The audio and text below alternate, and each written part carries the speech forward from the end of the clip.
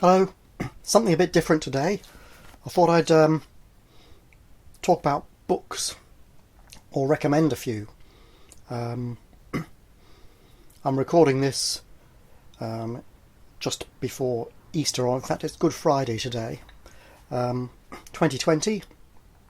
So we're all enjoying the great indoors because of the fairy dust thingy. So, what are we going to do? Books. In fact, books to blow your mind, as I've called this, or I'm planning to call this video. That is mostly, well, in fact, all non-fiction. And I want to talk about books that I've read which are really interesting, basically, and that can expand your mind a bit, some of them. Something to say about books, though. Just because one reads a book does not mean that you have to actually believe everything it says.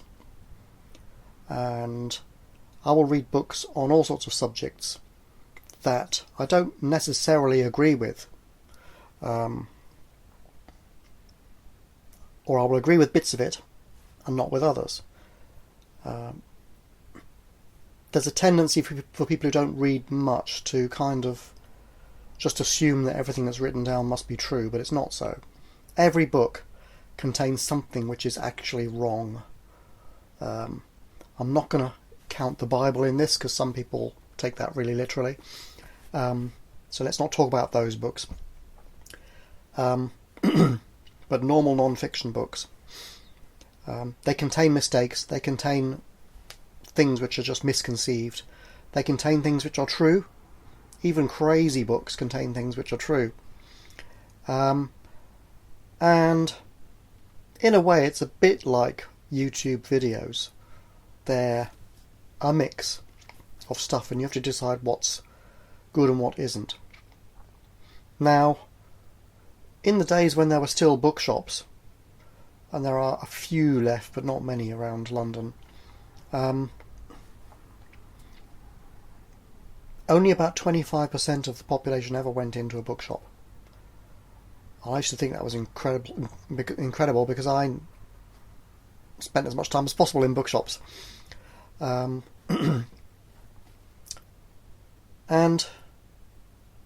a lot of politicians and famous people never read books. And you think the ideas, whatever they've had and wherever they got them from, are not really being challenged. They're not looking at things from new angles. And I don't think that's healthy. They're not expanding their minds, they're following a narrow path and sticking to it. Maybe they can achieve more in that narrow path. But let's look at some books. Now the first lot are on my e-reader, so I can't really show you them. And although the first one, Thrift by Samuel Smiles, it's a classic book, so you can probably download it for free. Or it'll be very cheap. A couple of these books are about money, and most books lists and stuff that I've seen on YouTube seem to be about success. You know, success in the commercial Western way. And I've got a couple of books along those lines here, but not many. Because the world is way bigger than that. Okay. And success is not to do with money. It's to do with being a person of some sort. And still, you need to handle money to get by. So Thrift by Samuel Smiles is a classic. I made a few. I highlight notes in these books, or bits of highlights. So let me just see what some of them say. Without work, life is worthless. It becomes a mere state of moral coma. So there you go.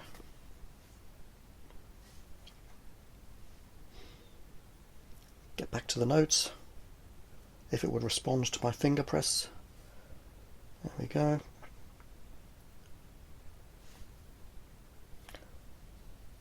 The secret of all success is to know how to deny yourself. If you once learn to get the whip hand of yourself, that is the best educator. Prove to me that you can control yourself, and I'll say you're an educated man, and without this, all other education is good for next to nothing. So there. He's actually quoting someone else there. Let's try another one. Passport to Magonia by Jacques Vallee. Now you might think, this is a book about UFOs, right? So why am I recommending a book about UFOs? Some stuff is true, some stuff is not. People are seeing things. Examine the evidence and see what you think. Don't just dismiss it out of hand. And Jacques Vallee actually was involved, I think, in the Project Blue Book investigation, and he was not happy with the whitewashing they did of it all. Let's have a look at some of the notes here. To let UFO speculation grow unchecked would only make the public an easy and defenceless prey to charlatans of all kinds. It would mean that any organised group bent upon the destruction of our society could undermine it by skillful use of the saucer mythology. They could take us to Magonia with the blessing of all the rationalists. Now, Passport to Magonia is not just your typical UFO book. He points out that the phenomenology of UFOs, which most people regard as starting with the Mantell sighting in the 50s, actually goes back centuries, and quite a lot of stories of fairies and some of the legends that are traditional have a lot in common, basically, with modern UFO stories. Fairies that whip you off to some other place and time, and you're gone for ages and come back, and time has passed. So loss of time, strange things being done with your body, all sorts of things like that. And he has a look at those, and he has a look at 18th century ones which are before the modern era a bit, and he notices that they seem to involve technology which has not quite been invented yet as far as the locals are concerned. So things which are ahead of their time, but not by much necessarily.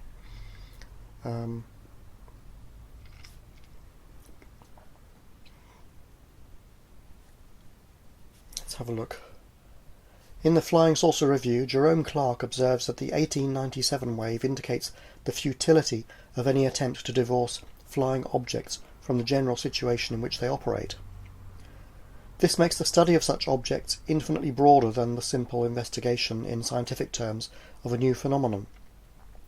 For if the appearance and behaviour of the objects are functions of our interpretation at any particular time in the development of our culture, then what chances can we have of ever knowing the truth? And this is part of the puzzle, actually, that he really works through. Really good book, though. Very interesting. What else have we got? Next book. What have I got? Primal Branding by Patrick Hanlon. Now this is about how companies like Apple manage to turn their products into items of almost religious value.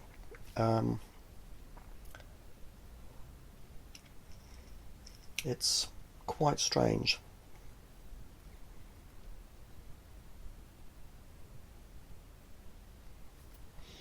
In fact, as Maureen White, a former vice president at Target, said to me, "I get it. Don't just build a church, create a religion." And this is one of the things that modern companies do to get people to buy their products. In the old days, when it first started out, the modern form of advertising as devised by Edward Bernays, Freud's cousin, people would show you the benefits. They would, or what the purported benefits. So you'd have the happy family grinning around the table as they have their cornflakes because they're all absolutely ecstatic about the breakfast, right? And it's made their lives worth living. But primal branding goes further, and you can use it, say, to promote your YouTube channel. You can see what a great success it has been with mine. Okay, I'm not rich yet, and it's not really a religion because I don't want to do all the fake stuff. But you perhaps need to know what other people are up to defend yourself. And it can be done in a good way, of course, rather than a deceptive way. Alright, The Life-Changing Magic of Tidying by Marie Kondo. You may have heard of it. She's someone who is crazy about decluttering places and stuff. And yeah, if you need to declutter, she has a method. Do these things bring me joy? No, chuck them out. To me, that's a bit strict, and I have not succeeded in decluttering my place. But I do know now how to fold my clothes, okay? So, some gains.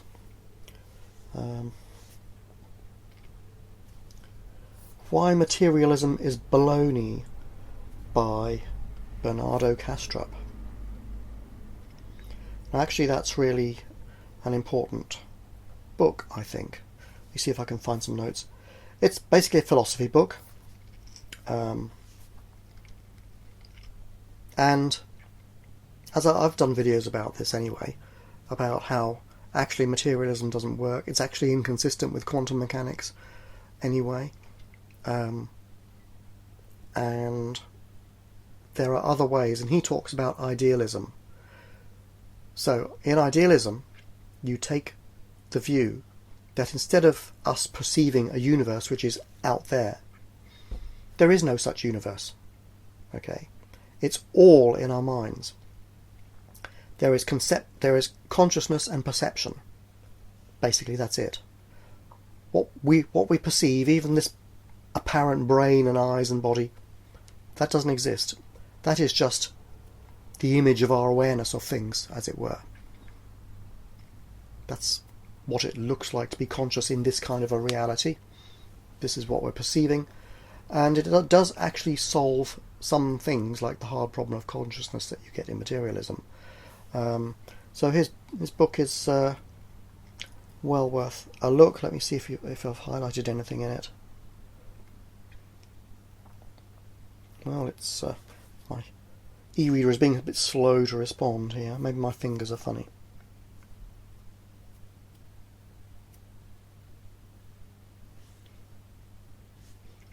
Let me see. He says, Hawking has made statements like, because there is a law such as gravity, the universe can and will create itself from nothing. Bernardo says, this is incoherent, since the law of gravity is not nothing.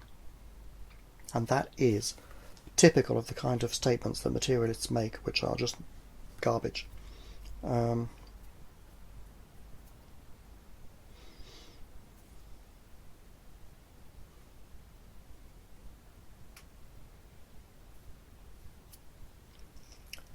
What chance do we have to make something out of the primary metaphor while living under the astonishing abstraction that reality is outside mind? By denying all the meaning of reality, materialism has made it impossible to find meaning in reality. This isn't a sustainable state of affairs.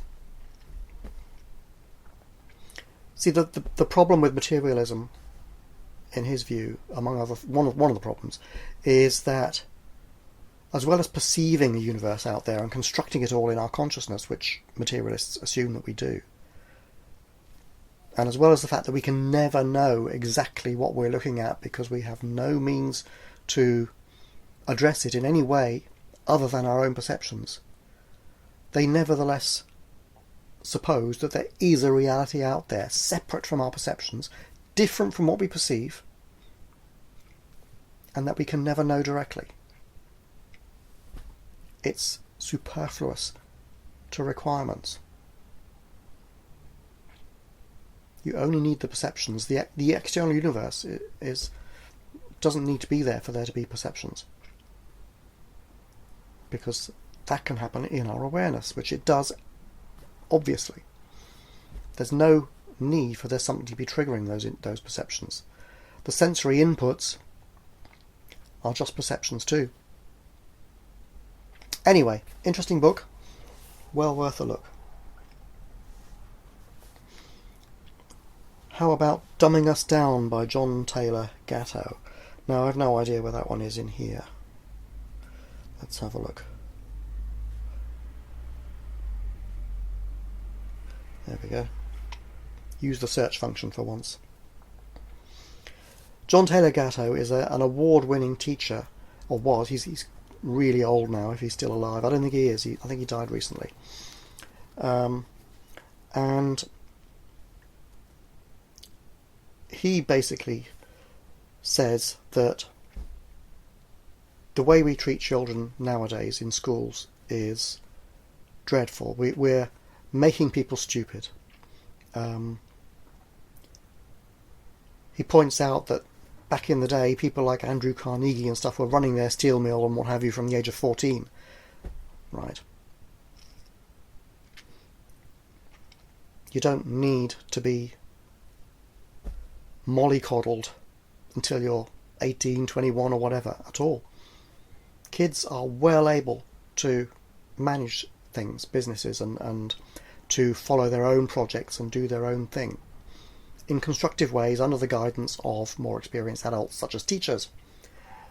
But instead, in the modern day, we are drilling students to be followers, not thinkers. People who do as they're told without thinking too much about what it means. And look at the world we've got. Instead of a world full of practical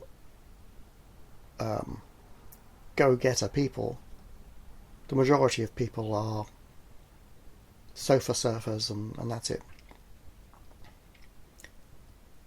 He says the same kinds of things as Ken Robinson. You can look at his books too, I reckon.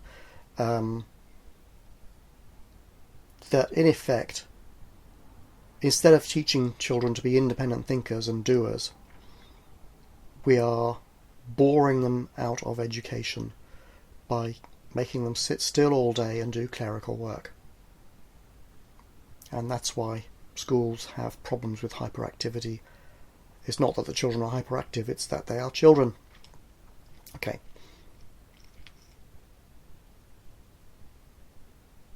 So, among the things he says, let's have a look. This is John Taylor Gatto. The cumulative weight of these objective-seeming documents establishes a profile that compels children to arrive at certain decisions about themselves and their futures based on the casual judgment of strangers. Self-evaluation, the staple of every major philosophical system that ever appeared on the planet, is never considered a factor. The lesson of report cards, grades and tests is that children should not trust themselves or their parents, but should instead rely on the evaluation of certified officials. People need to be told what they are worth.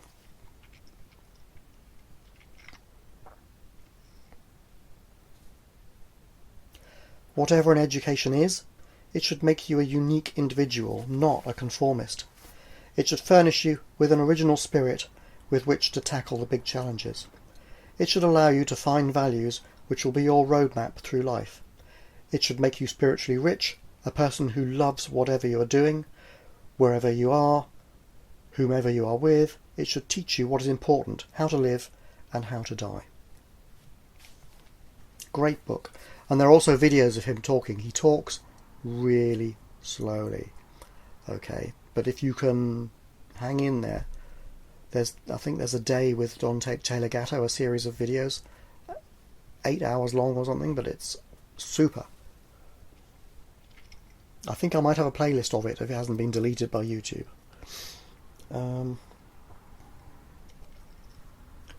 Let's try The Conscious Universe by Dean Radin.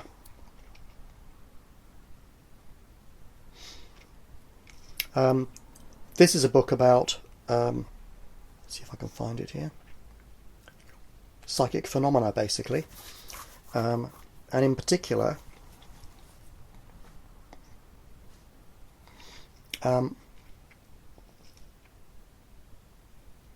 It's not finding it.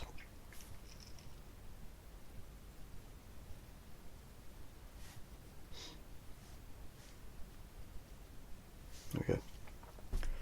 This is about scientific tests of psychic phenomena, evaluating the experiments that have been done. See, a lot of people will say, oh, it's all just illusion, or the experiments are done badly. Well, no. The experiments have even been designed and run by skeptics and still get results in certain cases, particularly in the case of random number generator experiments. Now,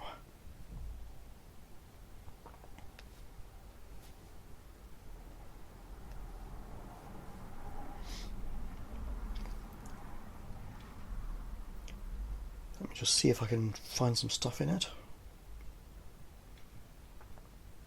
Oh, well, the search function is being a bit silly at the moment on this book. So there you go.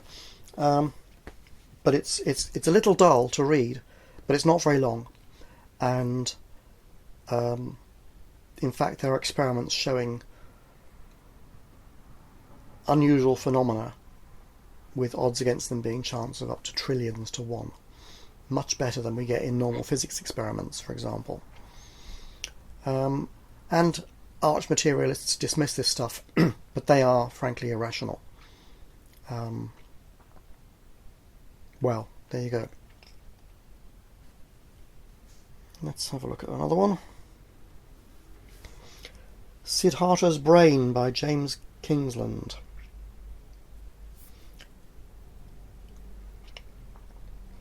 This is the science of what meditation or enlightenment does physiologically to you, particularly to your brain. How it's been shown to benefit you in all sorts of ways.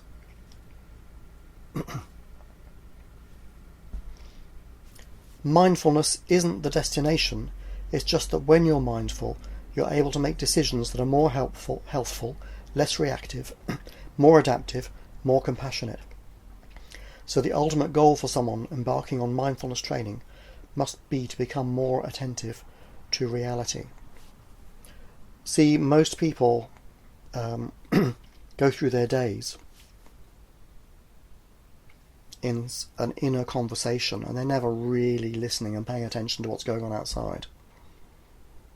Mindfulness is training yourself to get out of that state and start actually interacting with the world.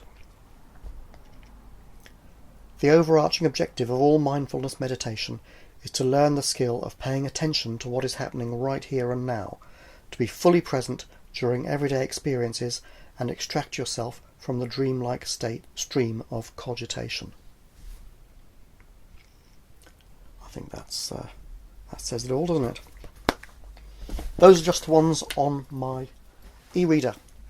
Now, I've got a whole pile of books here as well. I'm afraid this is going to be a longish video, but there you go. It's worth it. What have you got to do? The Power of Now by Eckhart Tolle, on the same subject of enlightenment. This is perhaps the best book for learning it from. It certainly was the best from my perspective. I've read lots and lots of books and not understood it at all. This one, I actually got it finally. And furthermore, I downloaded the audiobook. Oh, I can see the reflections there. I downloaded the audiobook and broke it into half-hour chunks and put it on my MP3 player and set it to play random ones while I was on my way to and from work for a year. Because there are so many useful and interesting points in this book. I wanted to just not forget them. I wanted to really integrate them. And this is something when reading books. There's a tendency to buy a book, read it, remember one point from it for a few hours, and then forget about it all. That's not the way to do it. A book, if it's intended for personal growth of any sort, is not just for Christmas. A book is for life, okay? Like a puppy. You need to, I think, integrate the lessons from the book into your life. Otherwise, why bother reading it? Is it just transitory entertainment? If you actually want to gain something from a book, from reading a book, then implement what it says. I haven't decluttered my flat, but I have learned how to fold my clothes. I managed to get some of it done right. It's that kind of thing. And I managed to understand enlightenment pretty well from this book, and to try over a year to really get it. And I'm fairly good at it compared with the average person now. I wouldn't say I'm not the greatest in the world. Let's have a look. See if there's something here. Some random bits from the book. As long as you are unable to access the power of the now, every emotional pain that you experience leaves behind a residue of pain that lives on in you. It merges with the pain from the past, which was already there, and becomes lodged in your mind and body. This, of course, includes the pain you suffered as a child, caused by the unconsciousness of the world into which you were born.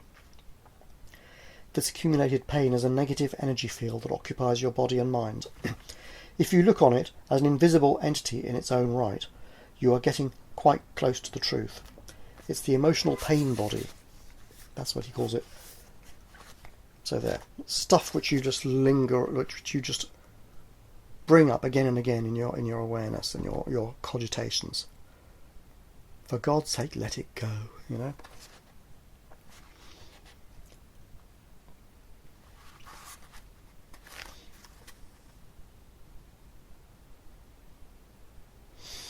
Here's another one. Are you a habitual waiter? How much of your life do you spend waiting? What I call small-scale waiting is waiting in line at the post office, in a traffic jam at the airport, or waiting for someone to arrive, to finish work, and so on. Large-scale waiting is waiting for the next vacation, for a better job, for the children to grow up, for a truly meaningful relationship, for success, to make money, to be important, to become enlightened. It is not uncommon for people to spend their whole life waiting to start living. Yeah, instead, get into the now. Live now. Yeah. Let what will happen happen.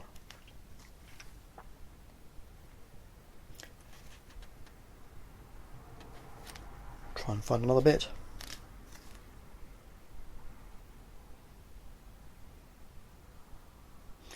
When listening to another person, don't just listen with your mind. Listen with your whole body. I guess this is metaphorical. Feel the energy field of your inner body as you listen. That takes attention away from thinking and creates a still space that enables you to truly listen without the mind interfering. You are giving the other person space to be. It is the most precious gift you can give. Most people don't know how to listen because the major part of their attention is taken up by thinking. They pay more attention to that than to what the other person is saying, and none at all to what really matters, the being of the other person underneath the words and the mind. Of course, you cannot feel someone else's being except through your own. This is the beginning of the realization of oneness, which is love. At the deepest level of being, you are one with all that is. It's a really good book. If you're puzzled about enlightenment or at all interested, I would recommend it.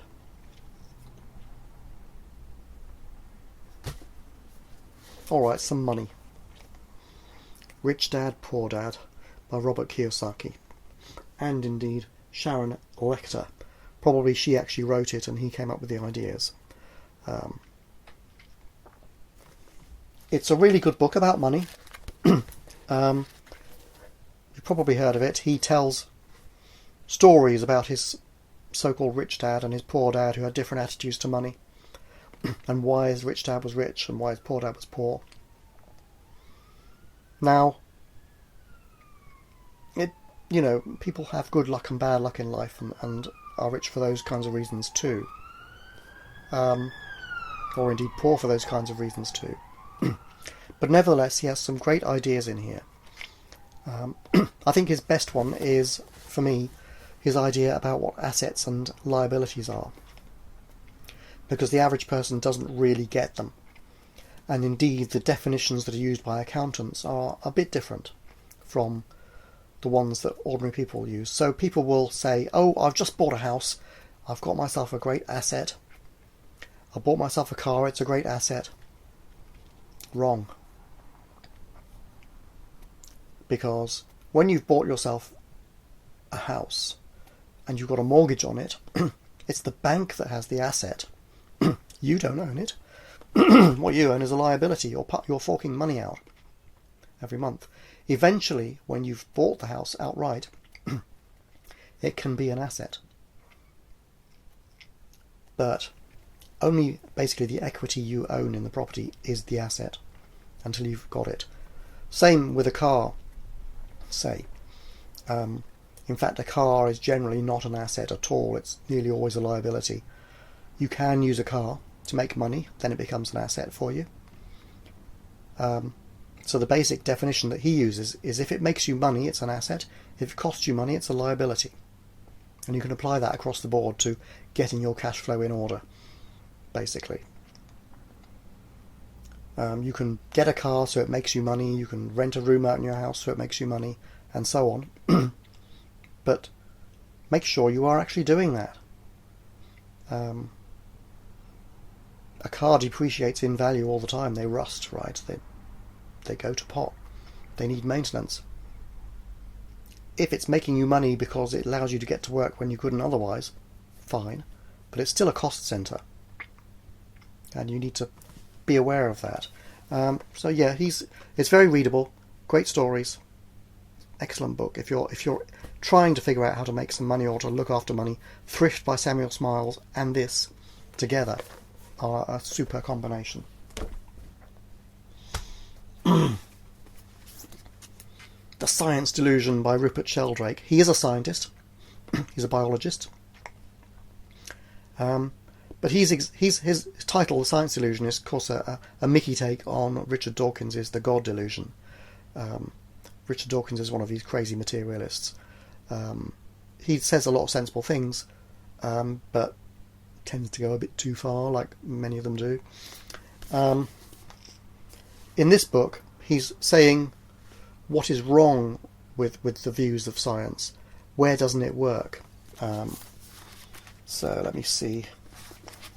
The dogmas of modern science, essentially. What's he got to say?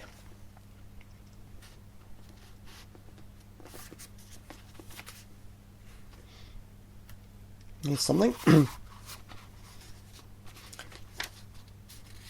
If thinking of little men and women inside brains seems too naive, then the brain itself is personified. Many popular articles and books on the nature of the mind say the brain perceives or the brain decides, while at the same time arguing that the brain is just a machine like a computer. For example, the atheist philosopher Anthony Grayling thinks that brains secrete religious and superstitious belief because they are hardwired to do so. Quote, as a belief engine, the brain is always seeking to find meaning in the information that pours into it. Once it has constructed a belief, it rationalizes it with explanations, almost always after the event. The brain thus becomes invested in the beliefs, and reinforces them by looking for supporting evidence while blinding itself to anything contrary. Unquote. This sounds more like a description of a mind than a brain, says Rupert. Apart from begging the question of the relation of the mind to the brain, Grayling also begs the question of how his own brain escaped from this hardwired tendency to blind itself to anything contrary to its beliefs. In practice, the mechanistic theory is only plausible because it smuggles non-mechanistic minds into human brains. Is a scientist operating mechanistically when he propounds a theory of materialism? Not in his own eyes. There is always a hidden reservation in his arguments. He is an exception to mechanistic determinism. He believes he is putting forward views that are true, not just doing what his brain makes him do. It seems impossible to be a consistent materialist. Materialism depends on a lingering dualism, more or less thinly disguised.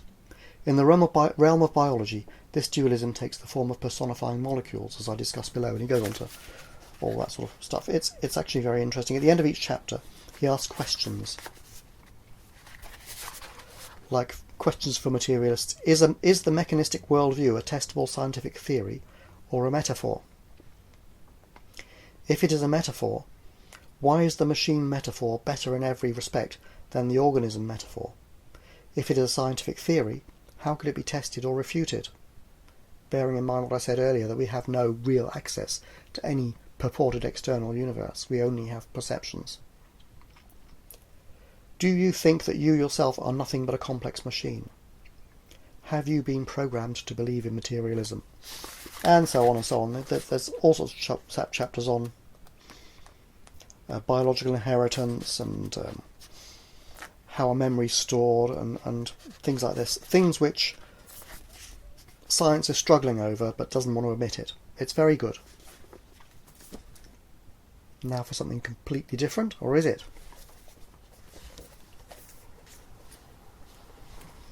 A woman clothed with the sun. 8 Great Apparitions of Our Lady by John Delaney. Now, I've said read books about things you don't believe in as well as ones you do, because you want to expand your mind, right? Or I think it's a good idea anyway. The Virgin Mary has been appearing again and again down through the centuries in some quite spectacular ways, and in ways which do not lend themselves to being interpreted as hallucinations or even fakery. And you can find videos about them too on YouTube. But this book summarises the main ones like Guadalupe and Fatima and so on. There's Saint Bernadette and others. Okay. Remember, an hallucination is something by definition seen by only one person, because it's all in their mind. So when 60,000 people see a miracle at Fatima, and materialists tell you that's an hallucination, they must be wrong. That's not what an hallucination is. How did they get covered in pouring rain through the last vision at Fatima? It was raining heavily. Then they saw the sun moving about like a flying saucer, as Jacques Vallee would point out in his book, Passport to Magonia. And then the vision ended, and everybody was bone dry.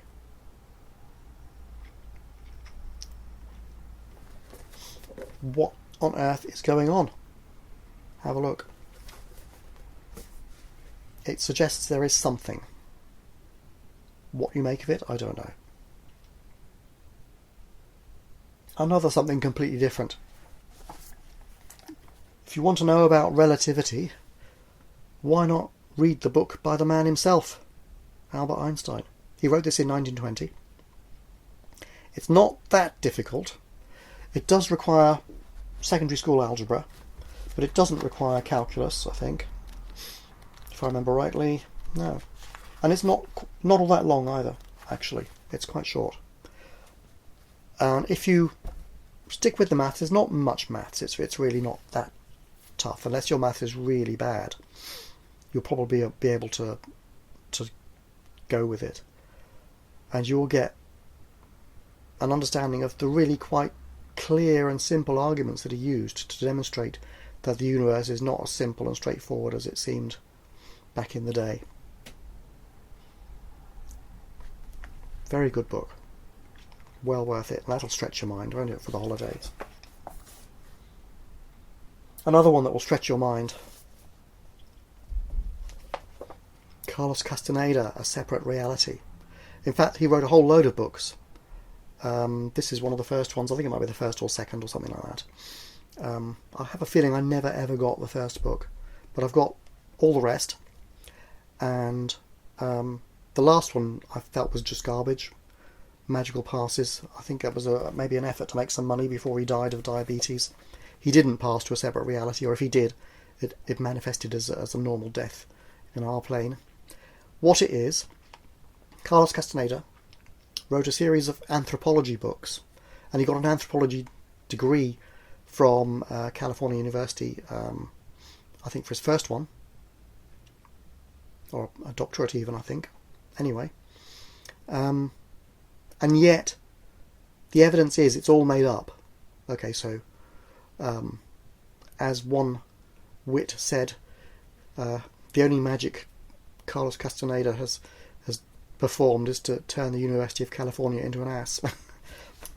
But anyway, the weird thing about these books, they're about his visits to a shaman, a Sonoran Indian shaman by the name of Don Juan, and the magical system of the Native Americans in that part of the world,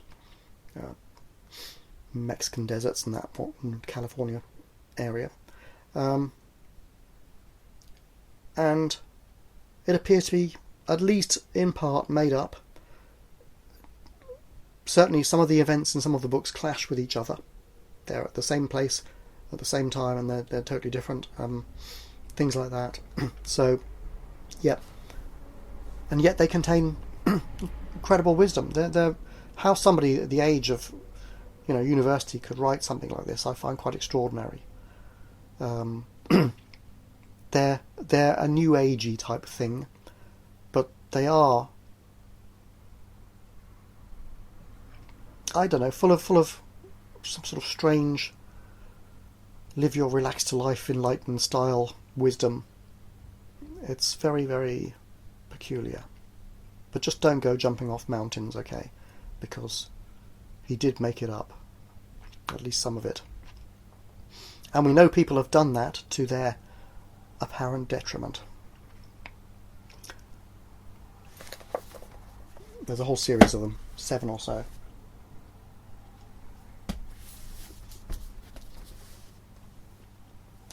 Noam Chomsky, Imperial Ambitions, or you can go for any of his other books. It doesn't really matter.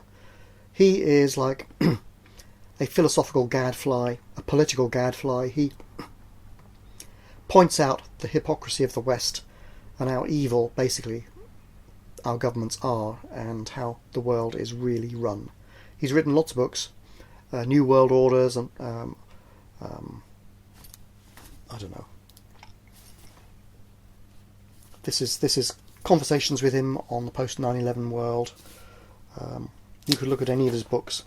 You can look at some of the videos on YouTube of him talking, and he writes in the same way. They're very academic, but he does his academic books properly, with footnotes and annotated sources for what he says. When he says the United States has done this, he'll point to the documentation, and you can, look it up properly. Unlike another book I'm recommending, The Trigger by David Icke. Now we all know David Icke is supposed to be mad and likes reptiles and stuff, or doesn't like them, but thinks the world is run by them. He hardly talks about that in this book. This book is about 9/11, mostly, and how it came to be done. He is convinced that it was an inside job. He points to lots and lots and lots, 900 pages almost, of evidence, but unfortunately without annotations and links to sources. So it's very hard to evaluate just how much of it is true, how much of it is false, without doing all the research again yourself from scratch. He also, especially in the latter section of the book, is accusing people left, right and centre of being ultra-Zionists and thinking only of Israel. And, well, there's no evidence for any of that. Of course, they may be, and they may not be, but he doesn't point to a single shred of evidence, other than their actions, which he's claiming they're doing.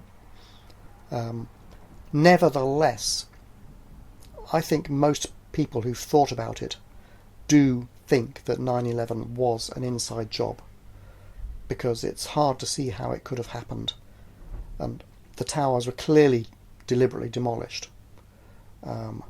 Jet fuel cannot melt steel when it burns, and so on. But it's rather a tiresome read, I have to say. It took me 3 months to plough through it, because it's vast and it is item after item after item after item. It's exhaustive, right, and exhausting. But I think there's something in there for everybody who, if they need convincing, this is a good start. It's just a pity it's not properly annotated like an academic work.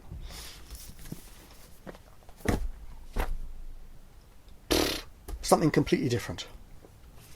There've been a few completely different ones now. The Uses of Enchantment by Bruno Bettelheim. This is about the psychological meaning and impact of fairy tales. Why are they so popular? Why do they last down the centuries? His view, and it's a view of Jungian psychologists and others, is that they provide metaphorical meanings, that they are stories that map onto our lives.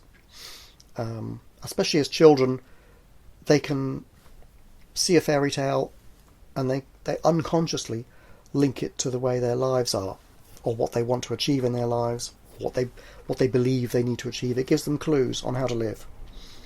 And he says parents should not explain these meanings to children. It is supposed to work at the unconscious level. But it's very, very interesting. Dr. Bettelheim has written this book to help adults become aware of the irreplaceable importance of fairy tales. By revealing the true content of such stories, he shows how children may make use of them to cope with their baffling emotions, whether they be feelings of smallness and helplessness, or the anxieties the child feels about strangers and the mysteries of the outside world. Taking the best-known stories in turn, he demonstrates how they work, consciously or unconsciously, to support and free the child. Really great book. Pardon me.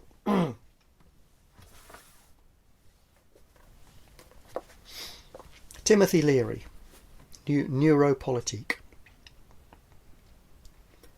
Timothy Leary was maybe an over-the-top drug advocate back in the 70s, okay, and eventually he got chased out of the country, arrested, stuck in jail, and all the rest of it. Nixon described him as the most dangerous man alive, so he's worth reading. Of course, Nixon wasn't the most dangerous man alive, right? This is a book about the circuits of the brain as Leary sees it. We have different levels of reality that we sink to or rise to in our awareness of life and the world, and he calls those circuits. So you can be like base level, where you're focused essentially Freud's oral level, you're just into food and sex and stuff like that, or you can be more academic, or you can be spiritual. He says there's a whole load of circuit levels. He talks about them. It's very, very interesting. He starts off talking about the kidnapping of Patty Hearst. I think that was back in the 70s, by the Symbionese Liberation Army, a terrorist group. And she was an heiress, wealthy. But they kidnapped her, and there was a big effort to try and rescue her and find her. And after a time, she was found or seen on a security film helping them to rob a bank. Okay, and this was an example of, I suppose, Stockholm Syndrome. She became fixated on the kidnappers and joined them. And eventually, when she was rescued, that she had to be deprogrammed. This was when this sort of thing was being learned. And he writes about that and all sorts of other interesting things. It's a very good read. His books and the books of Robert Anton Wilson, which I haven't picked any. There is one by Robert Anton Wilson, Prometheus Rising. I can't find it. I've got it here somewhere, but I just can't find it.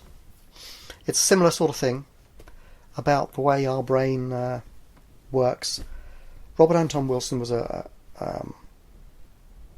friend of Timothy Leary's, I think, a libertarian, an editor of Playboy. He believed in free love and all that.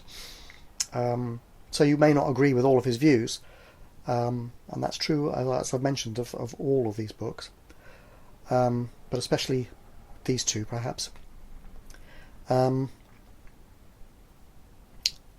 But what is book is about is articles about different things, and he starts off again looking at the human as a domesticated primate, and how we sort of kowtow to the boss, and the boss is up there like the boss gorilla, or chimp, and how we are really just the same, and lots of other interesting articles like that. A good read. Something a bit more miserable. Alexander Solzhenitsyn, The Gulag Archipelago. If ever you want to know whether totalitarian socialism is a good thing, read this book, and I think it will disabuse you of it. Back in the Soviet Union, millions of people were just arrested because the state needed slave labour, basically, because Stalin and other leaders were paranoid, or they believed that anyone who in the slightest way disagreed with anything they said had to be taken out. So they put them into slave labour camps, worked them to death by the millions. And Alexander Solzhenitsyn was one of those people. And somehow he got out of it alive, right? And wrote this amazing book. It's worth reading, just to know what happens when people think they are right and other people are wrong and therefore evil. There's a lot of that mindset around today. The woke left seems to behave just like that. They just don't have the power yet to do this. But when they do, this will happen again. Read it. It's your best defence.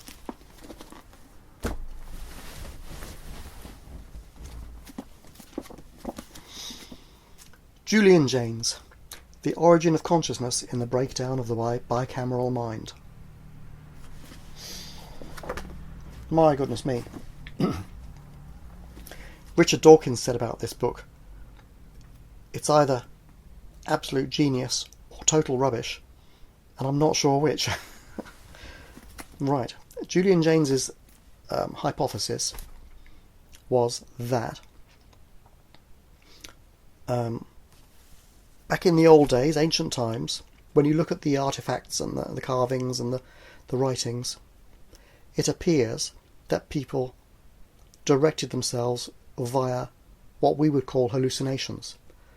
It appears that they literally did see the gods and hear them, at least in the early times. And his theory is that those hallucinations were produced by the right brain, the intuitive side. In the modern mindset, the modern human, the right brain in most people is quiescent. It does stuff, but it seldom communicates through voices. Sometimes it does. And seldom communicates through hallucinations. Sometimes it does. But back then, his argument is it was commonplace. And he describes how the societies there show signs of it, and how the artifacts show signs of this actually being true. And it's a really, really interesting read. It's not certain how he can prove it. He does give some guidance to anthropology and so on. But it's very interesting, and you can trace through history how the mindset gradually changed. And those hallucinations were suppressed or went away, and now only happen very, very rarely. Extremely interesting book. Let me see if I highlighted anything.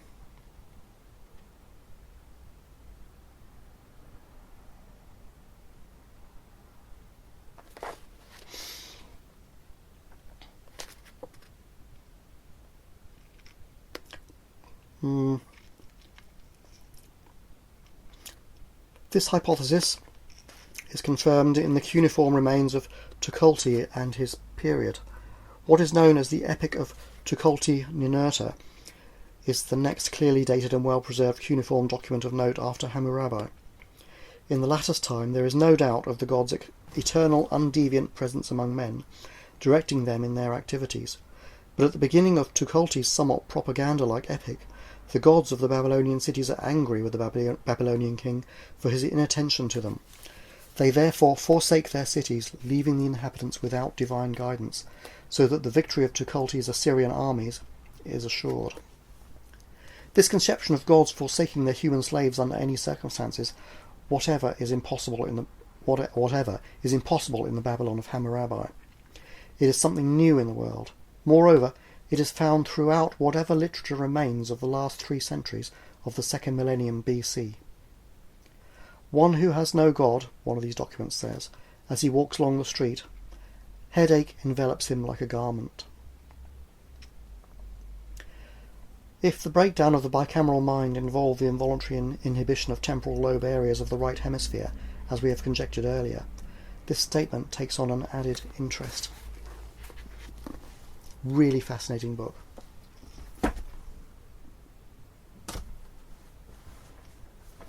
Another really fascinating book, super heavy, Gödel, Escher, Bach by Douglas Hofstadter. Douglas Hofstadter is an AI researcher, and this book was intended to be a pamphlet, but it kind of grew. It's about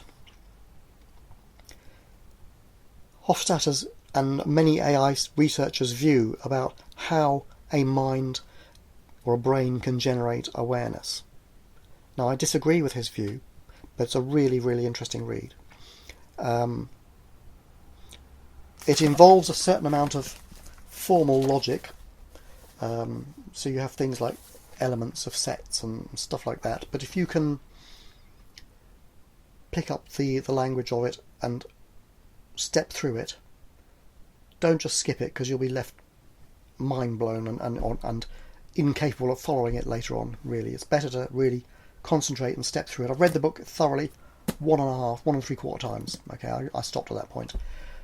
But his arguments are very good, and he also illustrates the arguments with the illustrations of Escher, the maths of Kurt Gödel. He explains it. You don't need to understand that maths. And the music of Bach, all of which illustrate the self-referential kinds of systems that he is trying to say, or he is saying, produce awareness in us. I don't believe they do. I think his arguments are also self-referential and circular and presume a mind to view things from another level. But there you go. So he also illustrates them with nice stories of Achilles and the tortoise and stuff like that. They're fascinating. It's an amazing book. An example of what he means might be an idea. He has an example of, and a conversation with characters of a termite mound, okay, where the termites rummage around and do their stuff, feeding the babies and moving sand grains and stuff. And that's all the termites know. But our anthropologist character looks at the termite mound, and the termite mound as a whole seems to have awareness, because the termites can move to form the word hello. And the ants, the termites, don't know, right? I think it's a conversation with the termite mound and an anteater, I think. Anyway, ant and auntie, or auntie, as we would say over here. So it's like the brain.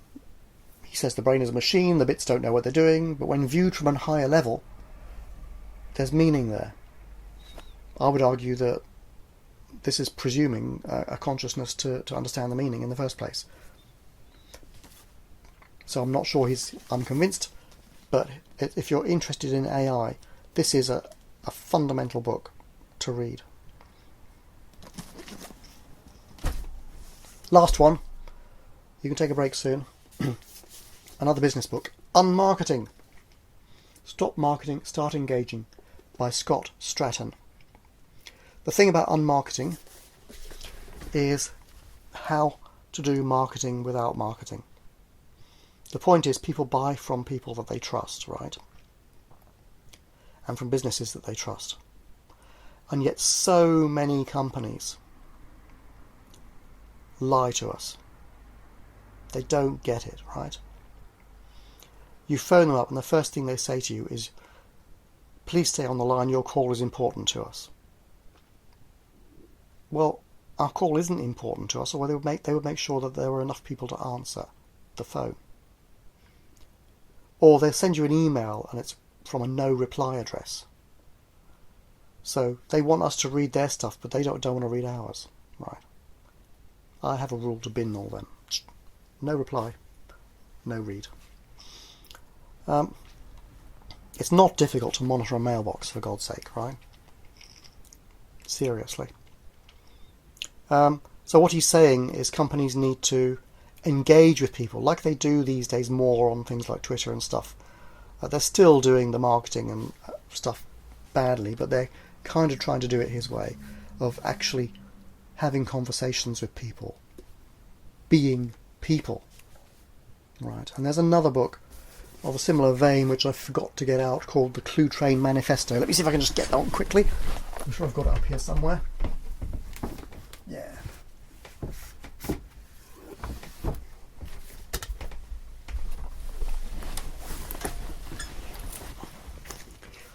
This is to give to bosses who are dinosaurs and just run their businesses in old-fashioned ways.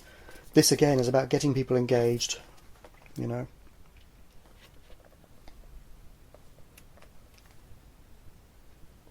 Oh.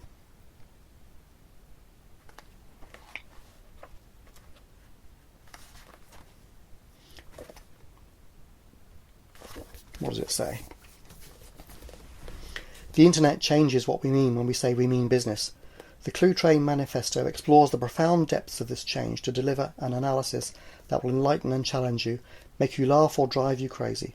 Love it or hate it, no one with a stake in the online scene can afford to ignore what this book is saying. It's about how,